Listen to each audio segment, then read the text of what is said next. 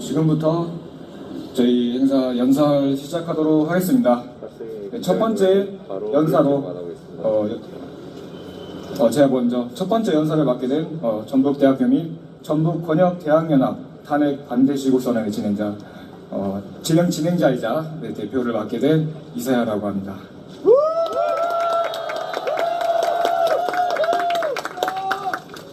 잘한다!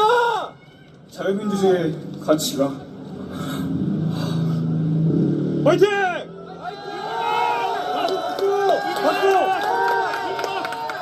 고심되고 있는 지금 지성인 여러분들의 목소리가 필요합니다. 전북권역 대학교 학우 여러분들의 직접적인 참여를 간곡히 요청드립니다.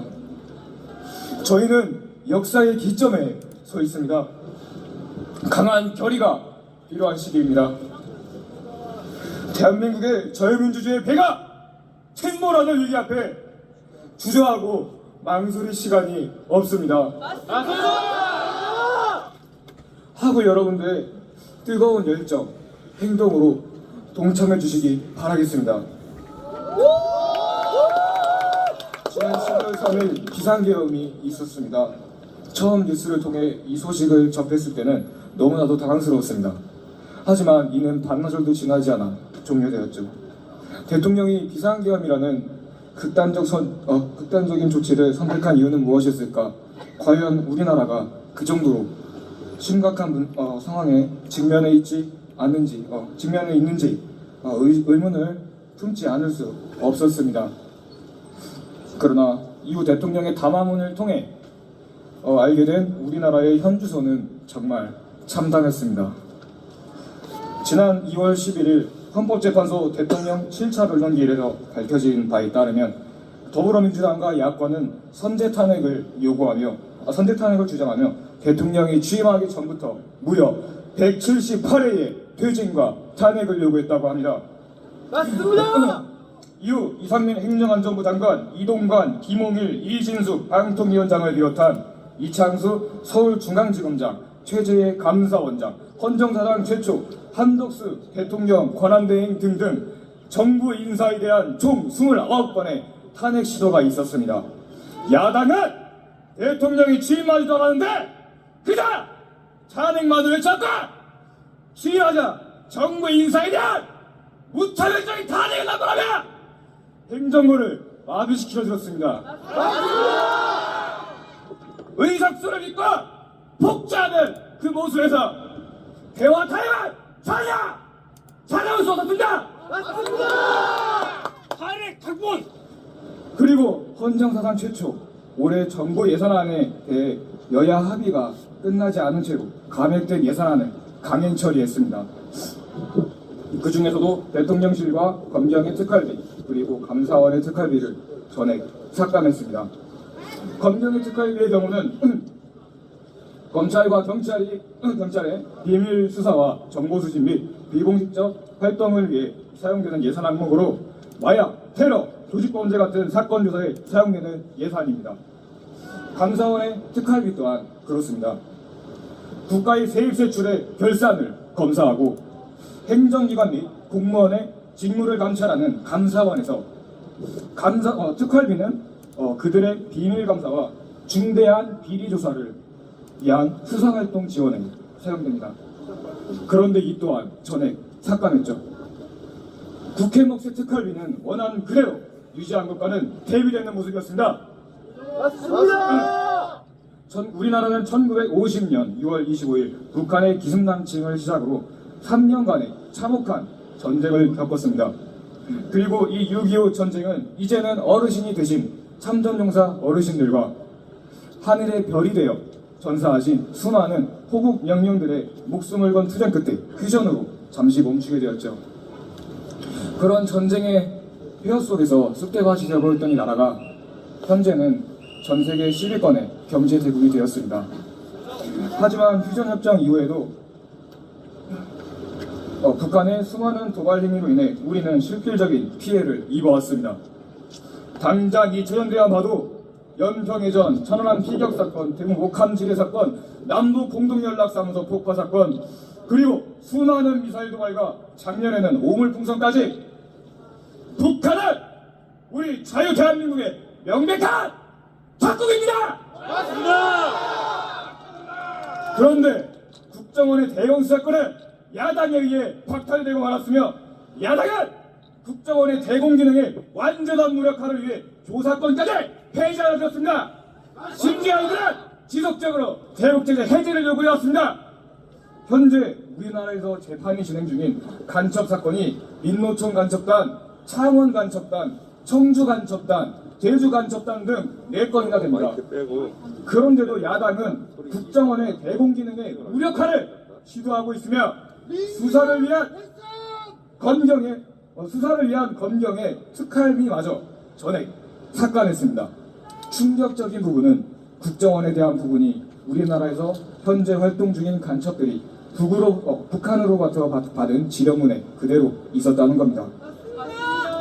자유 대한민국의 주적인 북한이 지금도 우리를 위협하고 있는데 국정원의 대공 기능을 무력화시키고 대북제재 행위를 요구해온 민주당을 과연 대한민국의 정당이라고 할 수 있습니까? 아닙니다. 적국을 감시하는 국정원을 마비시키려 한다면 그것이야말로 진정한 내란의 야입니까?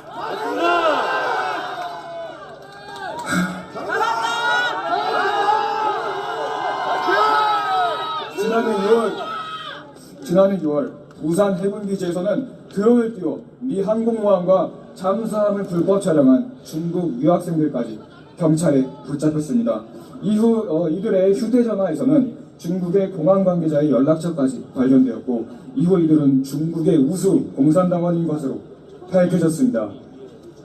하지만 현행법상 간첩죄는 적국인 북한에 대한 행위에만 적용돼 간첩죄로 처벌할 수 없는 상황이었습니다. 이 때문에 간첩죄의 적용 범위를 적국에서 외국으로 넓히고자 하는 법안 개정 시도가 있었습니다만 민주당이 이를 가로막았습니다. 현재 헌재에서 기각되고 있는 정부 인사들에 대한 29번의 탄핵을 지나기를 개새끼들! 신중이라고는 전혀 찾아볼 수 없었습니다만 간첩죄 처벌에 대한 개정안에 대해서는 갑자기 신중한 모습을 보이는 그 이중적인 모습은 전혀 이해할 수 없었습니다. 맞습니다. 또한 대통령에 대한 1차 탄핵안에는 북중러를 멀리한 것을 잘못이라 말하는 부분이 있었습니다. 6.25 전쟁의 주범이며 작년까지도 오물풍선을 날리며 수많은 도발을 자행해온 북한, 대한민국의 군사시설을 불법 촬영하며 간첩 활동을 하고 있는 것이 명백한 중국, 그리고 우크라이나를 침공한 러시아는 북러 조약으로 북한과 동맹을 맺은 국가입니다. 그런데 대통령의 탄핵 소추안에서 이것을 잘못이라고 지적하는 민주당은 도대체 어느 나라 정당입니까?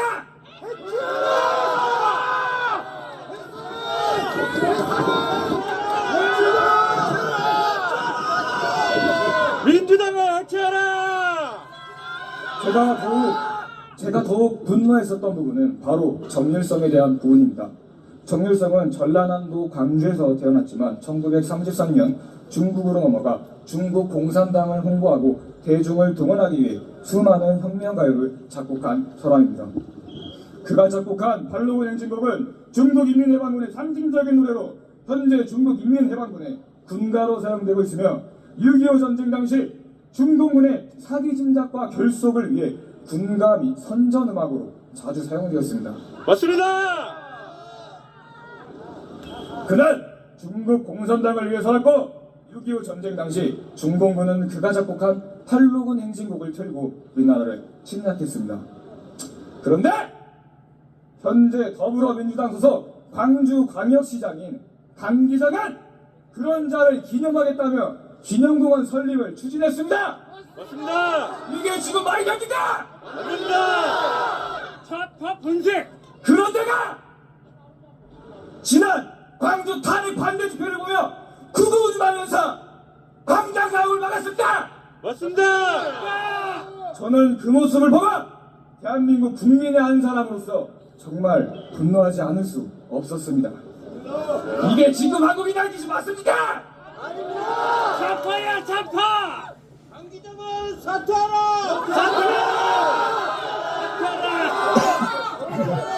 헌법재판소는 대한민국의 헌법소를 담당하는 최고의 기관입니다. 하지만 현재 논란이 되는 재판관들의 행적들과 헌재가 저지르고 있는 10건이 넘는 위법 사례들은 그들의 공정성과 권위를 의심하게 만들기 충분했습니다. 현재 헌법재판소장 권한대행인 문영배는 이전에 본인의 SNS를 통해 자신이 우리원 연구의 출신에서도 제일 왼쪽에 자리 잡고 있을 것이라고 밝힌 바 있습니다. 또한 그가 팔로우한 계정 중에는 김어준, 이재명 대표와 함께 안기령 전 대변인 등 민주당 측 정치인들과 윤석열 대통령의 탄핵을 주장하는 계정들이 있었습니다. 하지만 이후 논란이 되자 그는 본인의 SNS 계정을 삭제했습니다. 거기도 좌파가 있어. 만약 본인이 정말 떳떳하다면 삭제하지 말았어야 하는 것 아닙니까? 맞습니다.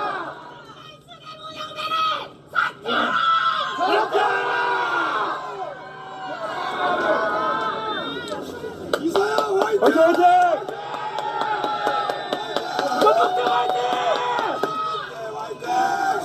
이것은 명백한 증거인멸 아닙니까? 또한 헌법재판관 이미선의 동생인 이상희 변호사는 현재 윤석열 퇴진특위의 부위원장을 맡고 있는 인물이며 헌법재판관 정기선의 남편인 황필규 변호사는 윤석열 대통령 탄핵 시구선언에 참여한 인물입니다. 자기 가족이 대통령의 탄핵을 요구하는 입장을 가진 사람들이 현재 대통령의 탄핵 심판에 참여하고 있습니다. 이것은 명백한 이해충돌 아닙니까? 맞습니다. 나야 돼. 사퇴하든가. 이들은 공통적으로 법원 내 사조직인 우리법 연구회 출신의 인물들입니다. 우리법 연구회는 법원 내 주요 요직을 차지하여 이상적 방향으로 변화시키는 것을 목표로 하는 진보 성향의 판사 모임입니다. 그런데 이러한 조직이 대통령의 탄핵 심판을 진행하는 가운데 민주당은 헌법재판관의 임기를 자동으로 연장하는 개정안을 발의했습니다. 그리고 이 법이 통과 시 문영배, 이미선 재판관이 첫 번째 적용 대상이 되죠. 그들의 편향성을 의심하지 않을 수 없는 상황인데 민주당에서는 사실상 이들의 임기 연장을 위해 법까지 바꾸고 있습니다. 맞습니다. 지난달 13일 국내 헌법 최고 권위자인 헌법학자 허영 교수님께서는 신동아와의 인터뷰에서 헌재가 저지른 악법, 위법 사례는 무려 10건이 넘는다고 지적하셨습니다. 형소법 보장 7일의 답변 기한을 보장하지 않고 수신 간주한 것. 두 번째, 피소추인 측과 협의 없이 8차까지 변론 기회를 지정한 것. 세 번째, 수사 또는 재판 중인 사건에 대한 서류 송부, 촉탁을 금지한 헌재법 32조 위반. 탄핵의 핵심인 내란죄 철회 수용으로 사기 탄핵임을 용인. 다섯 번째, 증인신문 대 피소추인의 참여 권리를 보장하지 않는 것은 방어권 침해. 여섯 번째, 원본을 없앴다는 홍정원의 메모는 필적 감정으로 진정성을 확인해야 한다. 일곱 번째, 논란이 많은 마흔역 임명을 위해 서두르는 것. 여덟 번째, 헌재 주석서대로 한덕수 탄핵안을 각하하지 않은 것. 아홉 번째, 우리법 연구회 출신 헌법재판관들의 부적절한 언행. 열 번째, 박근혜 전 대통령 당시 17차 변론까지 진행했지만 윤 대통령은 8차 변론으로 마무리하려는 것은 이것을 서둘러 끝내려는 것이다. 마지막으로 이런 말씀을 덧붙이셨습니다. 지금 전국에 모인 탄핵 반대 집회 인원 규모를 보라. 서울뿐 아니라 부산, 대구는 물론 2030 젊은이들까지 가세하고 있다. 대학가에서도 탄핵 반대, 헌재 졸속 재판에 대한 비판의 움직임이 생기고 있다. 이러한 상황에 헌재가 충분한 변론 기회도 주지 않고 만약 대통령을 파면한다고 한다면 어떤 상황이 생기겠나?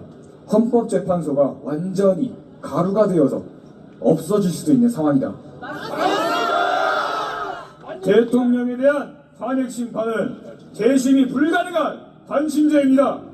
그런데 헌재는 수많은 법을 어기며 마치 결론을 정해놓은 듯 달려왔습니다. 시나리오대로 합니다. 경계 해체. 얼마 전 매일신문에서 민노총 간부 간첩 사건의 공소장 전문이 공개되었습니다. 해당 공소장을 통해 드러난 북한의 지령문에는 최근 우리 사회에서 발생한 여러 갈등이 포함되어 있었습니다.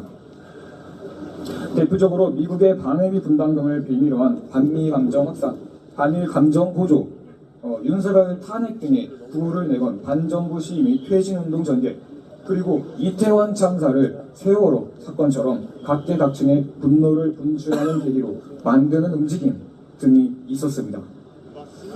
해당 지령문에서는 일본과 미국을 적대시하며 한미일 동맹을 와해시키려는 목적이 공통으로 나타났으며, 심지어 대통령실 앞에서 탄핵 구호를 외치며 퇴진운동을 전개하라는 내용까지 포함되어 있었습니다.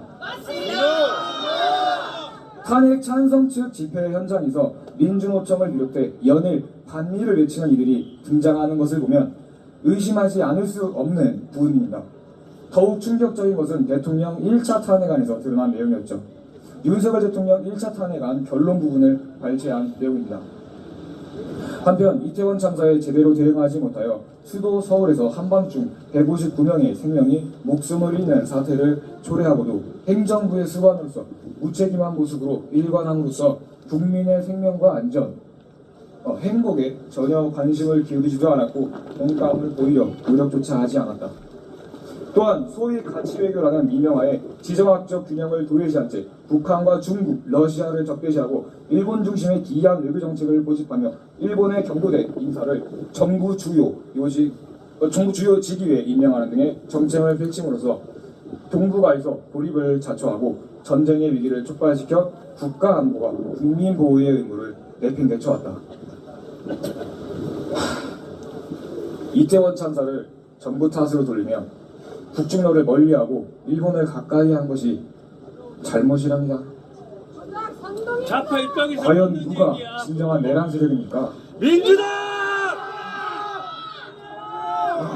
최근에는 간첩 사건의 현황에 대한 그 기사가 올라오기도 했었습니다. 2월 5일자 조선일보 태평로 창원에서 멈춰버린 간첩단 재판 기사에 따르면 창원 간첩단 사건은 피고인들의 재판 지연으로 기소된 지 1년 11개월 지나지 않았는데 고작 재판 2번 하고 중단된 상태라고 합니다. 심지어 이들은 구속기간 6개월이 지나 모두 풀려났다고 합니다. 제주 간첩단 사건 재판도 기소된 지 1년 10개월이나 지났지만 파행 상태입니다. 피고인들은 첫 공판 준비 기일에 국민 참여 재판을 신청했는데 이 신청이 대법에서 최종 기각되기까지 무려 7개월이 걸렸으며 피고인들은 재판 한 번 안 받고 다 석방됐다고 합니다. 작년 1월 열린 첫 재판에선 25분 만에 무단 퇴정하였으며 이어 법관 기피 신청을 했는데 지난달 대법원에서 최종 기각되기까지 또 6개월이 걸렸습니다. 적국의 간첩들은 우리나라의 사법 시스템을 악용하여 현재는 구속도 풀린 상황입니다. 하지만 우리나라의 대통령은 구속 상태로 재판을 받았죠. 2025년 2월 21일 윤석열 대통령의 변호인단 기자회견에 따르면 공수처는 서울중앙지법에서 대통령에 대한 압수수색 영장과 통신영장을 신청하였으나 기각당했다고 하였습니다. 그러자 서울 서부지법을 찾아가 체포영장을 청구했고 이에 대해 서부지법은 형사소송법 110조 군사상 비밀을 요하는 장소는 책임자의 승낙 없이는 압수 또는 수색할 수 없다는 조항을 무시하고 영장을 발부해줬습니다. 그렇게 공수처에 대통령 체포 시도가 있었고 1차 체포가 경호처 때문에 실패하자 공수처는 대규모 경찰 병력을 동원해 2차 체포 시도를 했습니다. 이 과정에서 민주당 이성윤 의원은 1차 체포에 실패한 공수처를 향해 총을 맞더라도 대통령을 체포해오라고 고성을 질렀죠. 나쁜 놈! 이성윤 의원님 여기 전주시 시의원이신 걸로 지금 알고 있는데 국회의원. 제가 한 가지 여쭤보고 싶습니다. 그 총을 맞는 사람은 우리 국민 아닙니까? 또한 공수처에게 형수법 110조를 무시하고 영장을 발부해준 그 서울 서부지법은 과거 김일성을 우상화하는 내용이 담긴 김일성 회고록의 판매 금지 가처분 신청을 기각한 곳입니다. 그리고 서울 서부지법의 영장 전담 판사인 이순향 또한 우리법 연구의 소속이었죠. 그렇게 대한민국의 대통령은 공수처의 영장 쇼핑과 서부지법의 불법 영장 발부로 체포를 당해 구속 상태로 재판을 받았습니다. 애국 시민이여 분노하라! 대한민국은 피고인에게 유리한 소급표를 인정해 주어 피고인의 방어권을 보장하는 나라입니다. 적국의 공작 행위를 수행한 사람들은 보장적 기능에 입각하여 방어권을 행사하지만 대한민국의 대통령에게는 정당한 방어권이 행사되지도 못했습니다. 맞습니다. 대한민국의 대통령은 적국의 공작 행위를 수행하는 사람보다도 못한 취급을 당했다고 볼 수 있는 것입니다. 물리적인 힘, 경제적인 힘 등 힘은 우리가 살아가면서 필요합니다. 그러나 이 힘은 정당해야 합니다. 그러한 힘은 공정하면서 나오고 그 공정함이란 절차적 정당성에서 기반하는 것입니다. 대통령의 방어권을 행사하지 못하게 하는 것이 옳다고 생각하는 분들에게 한 가지 질문이 있습니다. 나에게 유리하면 공정이고 나에게 불리하면 불공정입니까? 내가 뿌리다. 우리 편에게 유리하면 공정이고 우리 편에게 불리하면 불공정입니까? 이러한 사람들의 생각을 많은 사람들이 이렇게 표현합니다. 내가 하면 로맨스, 남이 하면 불륜. 선거관리위원회 국민주권인 투표를 관리하는 선관위는 투명하고 공정해야 합니다. 그러나 그 실체는 매우 충격적이었습니다. 2023년 5월 선관위는 헌법상 독립기관이기 때문에 감사를 받지 않겠다 거부했었습니다. 하지만 이후 감사에 들어가니 채용비리만 1200건으로 밝혀졌습니다. 그들의 채용 관계자들은 믿을만한 사람을 뽑기 위해 친인척을 채용하는 전통이 있었다. 선관위는 가족회사다. 선거만 잘 치르면 된다고도 진술하기도 했었죠. 부정선거하기 위해서다. 부정선거하기 위해서. 가족회사라고요? 가족회사? 부정선거 좋게 만든 거야. 국민 세금으로 운영되는 국가기관이 당신들 겁니까? 아닙니다. 그 채용에서 떨어진 사람들은 당신들이 책임질 겁니까? 백이 없어서 떨어진 거야. 2023년 10월 국정원의 보안 점검으로 인해 드러난 선관위의 보안 실태 또한 충격적이었습니다. 국정원은 점검 당시 시간 및 인적 제약으로 인해 선관위의 6,400대의 장비 중 단 5%에 불과한 317대의 장비만을 점검했습니다. 그 단 5%에서 밝혀진 사실은 다음과 같았습니다. 통합선거인 명부 조작 가능, 투표지 무단 프린트 가능, 도장 탈취 가능. 그런 선관위가 2022년도 자체 보안 점검 결과에서는 100점 만점이라는 어처구니 없는 결과를 내놓았었죠. 하지만 선관위는 아직 선거에 대한 감사는 받은 적이 없습니다. 이러한 심각한 정황들이 나타나는 가운데 조국혁신당 소속의 의원 10명은 지난달 공직선거법 일부 개정안을 발의했습니다. 발의된 법안은 부정선거 의혹을 허위사실, 음모론으로 규정하고 있으며 발의된 개정안에 따르면 정보통신망뿐만 아니라 집회 및 시위에서 공연히 선거에 관한 허위사실을 지속적으로 유포한 자를 처벌한다고 되어 있습니다. 이틀막이야.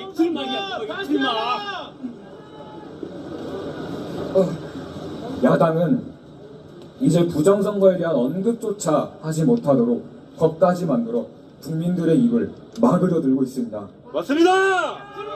투표는 대한민국 국민의 주권입니다.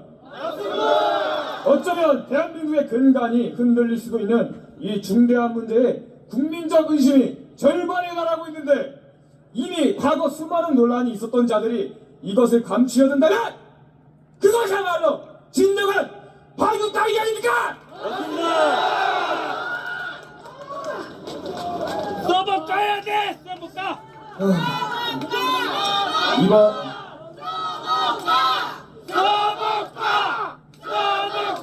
네, 이번 탄핵 심판과 내란죄 재판에서 유력 정치인에 대한 체포 지시는 매우 중요한 쟁점입니다. 체포 지시가 있었다는 것에 대한 진술 외에 객관적 증거로는 홍 차장의 메모가 유일한 증거이죠. 그런데 국회의원 체포 지시를 받았다던 박종근 전 특수전사령관의 진술은 엇갈렸습니다. 그의 증언은 민주당의 박범계 의원과 김경주 의원에 의해 오염되었으며 전화로 지시를 받았다고 증언한 시간도 번복되었습니다. 홍장원 차장의 메모 역시 그랬습니다. 윤 대통령 10차 변론 기일에서 밝혀진 바에 따르면 국회의원의 체포 명단을 받았다던 홍장원 국정원 1차장의 메모는 1, 2차까지는 알아볼 수도 없는 형태였는데 3, 4차 메모에서 갑자기 명확한 이름들이 나타납니다. 그는 본인의 메모를 어디에서 어떻게 했는지에 대해서도 증언이 엇갈렸고 본인이 메모를 해놓고 자기도 못 알아보겠다며 보좌관에게 이를 다시 작성하게 시켰다고 했습니다. 코미디 아니야 지금! 그가 헌재에서 해당 메모에 대해 한 발언도 정말 가관입니다. 저는 사실 지금처럼 이 메모가 중요한 부분에서의 가치를 갖는 증거가 됐으라고는 당시로서는 전혀 생각을 못했습니다. 이게 지금 말이 됩니까? 국가 안보를 위해 중요한 임무들을 비밀리에 수행하는 국정원의 블랙요원이었다는 사람이 원본의 중요성도 모르고 자기 글씨도 못 알아봐서 보좌관에게 써달라고 시켰다고요? 그 어처구니 없는 질문! 지금 우리 보고 믿으라는 겁니까? 맞습니다! 없지! 또한 국회를 봉쇄하려했다는 의혹도 있었죠. 25일 대통령 탄핵 심판 최후 변론 기일에서 김계리 변호사가 게시한 영상에 따르면 한동훈, 고민정, 조국 등의 의원이 아무 제재 없이 국회에 출입하는 것을 확인할 수 있었습니다. 국회 입구에서 국회의원과 보좌진이 신분증을 확인하고 국회에 들어갔고 의원실 의장과 이재명 대표는 주변에 아무도 없는데 그냥 혼자서 담 넘어서 들어갔습니다. 쇼하지 마라! 이후에도 이재명 대표가 촬영한 유튜브 라이브 영상을 보면 국회 안에서도 아무런 제지를 당하지 않는 것을 확인할 수 있었습니다. 코미디야 재밌어. 탄핵 심판의 핵심 증거 중 하나인 메모지의 원본은 버렸으며 핵심적인 증언들은 계속 바뀌고 있고 국회 봉쇄라더니 국회의원들이 국회에 들어가는 영상이 그대로 나와 있습니다. 이것은 사기 탄핵임을 증명하는 것 아닙니까? 코미디 유머 1번지야. 앞서 국회는 윤 대통령의 탄핵 소추 사유를 내란죄 등 형법 위반과 비상계엄선포 등 헌법 위반 사유로 구분해 의결했었습니다. 하지만 지난달 3일 야당 측 국회 탄핵 소추단은 소추안에서 형법 위반 부분인 내란죄를 처리하겠다고 말했습니다. 이에 대해 민주당 김용민 원내수석부 대표는 지난달 4일 국회에서 열린 운영위원회, 법사위원회, 행안위원회, 비상연석회의에서 빠른 탄핵 심판을 위해 평가 부분만을 삭제했을 뿐 내란 행위를 탄핵 사유로 삼은 것은 전혀 달라지지 않았다고 말했습니다. 국회에서 통과된 대통령 탄핵 소추안에서는 내란이라는 말만 38번이 등장하며 대통령을 내란 수괴라고 몰아세워 탄핵 소추안까지 통과시켰지만 막상 탄핵 심판에서는 빠른 진행을 위해서 내란죄를 빼겠다고 합니다.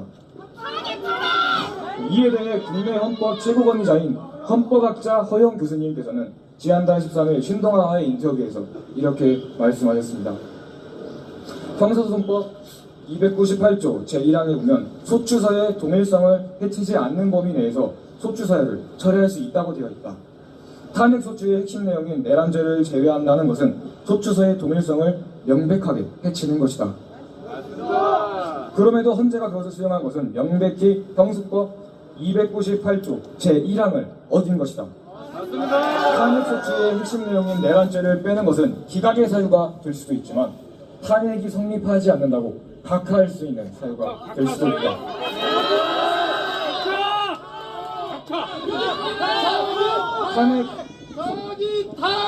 탄핵 소추안의 중심에 있었던 내란죄를 막상 탄핵 심판에서 제외한다는 것 또한 그들 스스로 이것이 사기 탄핵임을 자백한 것 아닙니까?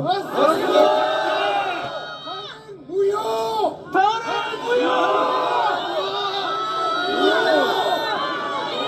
민주당은 당 명에서처럼 그 누구보다도 민주를 앞장서 외쳐왔습니다. 하지만 그들의 행동은 그 누구보다도 반민주적이었습니다. 문재인 정부 당시 대통령력이 표현의 자유라고 말했었지만 그랬던 문재인은 30대 남성을 모욕죄로 고소했었습니다.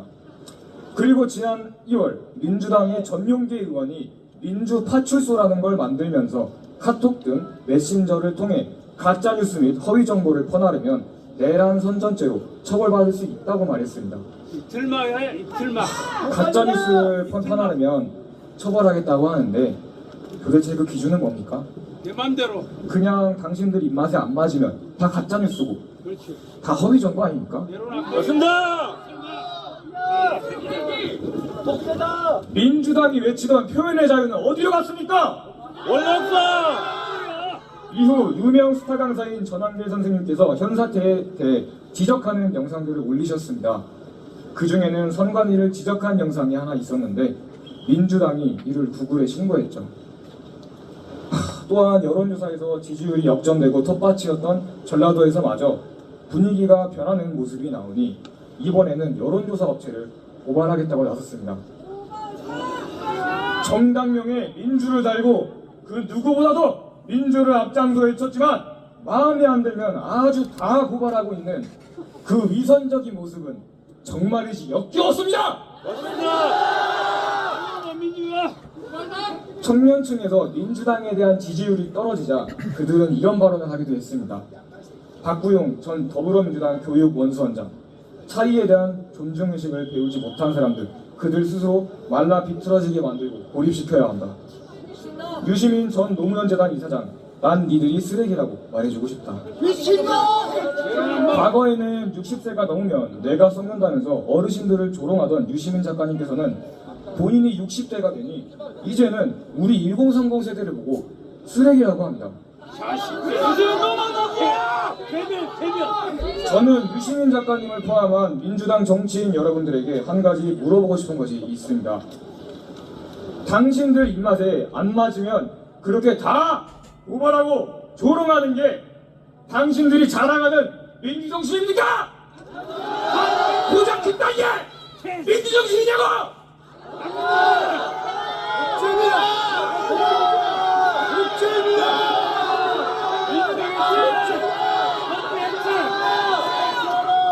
지난번 서울대학교 탄핵 반대시국선언 당시에는 한국대학생 진보연합 일명 대진연이 반대시국선언의 진행을 방해했었습니다.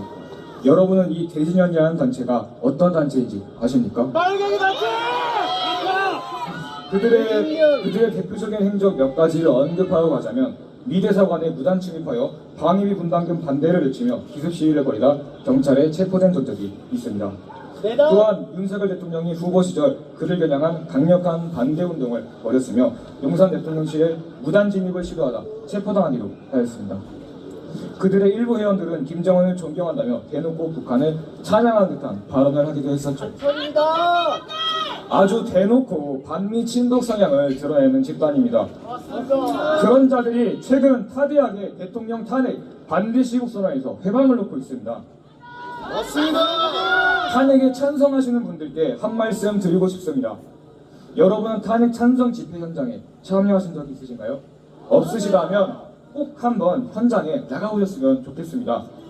저는 지난번 광주 탄핵 반대 집회에 참여했었고 당시 맞은편에서 찬성 집회를 한다는 이야기를 듣고 궁금증이 생겨 찬성 집회 측을 구경하러 갔었습니다. 화이팅!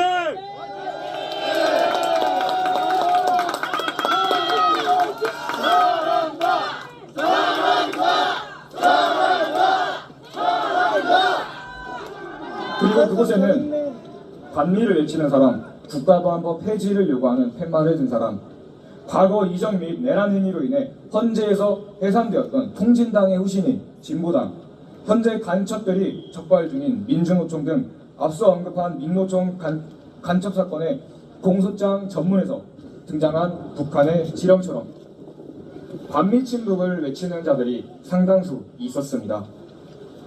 저는 이러한 것들을 직접 보고 나서야 대통령이 왜 반국가 세력이라는 표현을 사용하였는지 이해할 수 있었습니다.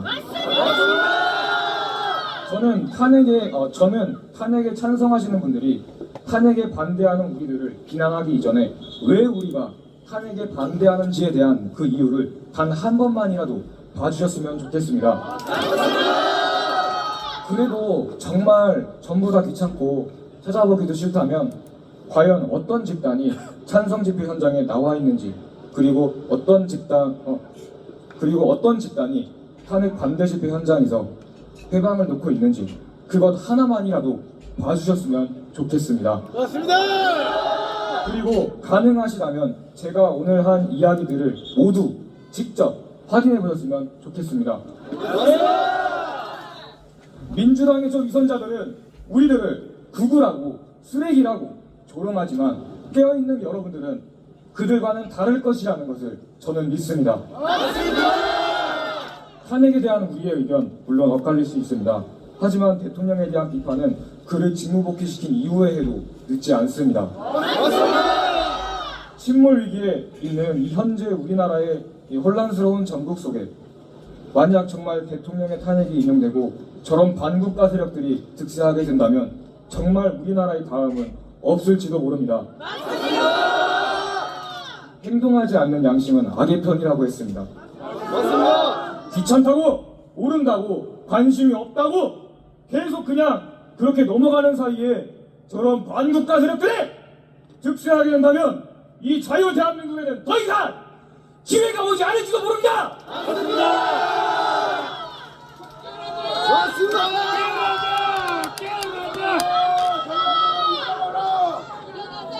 존경하는 하고 여러분, 우리의 진정한 힘은 정의와 진실에 있으며 그것이 항상 우리의 편이라는 것을 잘 알고 있습니다.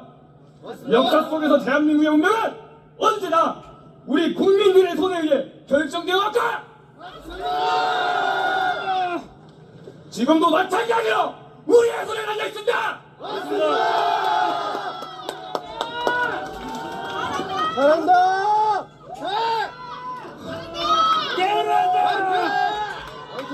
여러분의 지지와 대한민국에 대한 사랑, 잘했다.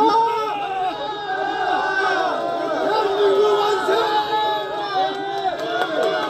우리가 같이 하니까 정말 그리고 자유민주주의 수호에서 나오는 꺾을 수 없는 진실되님을 믿습니다. 감사합니다.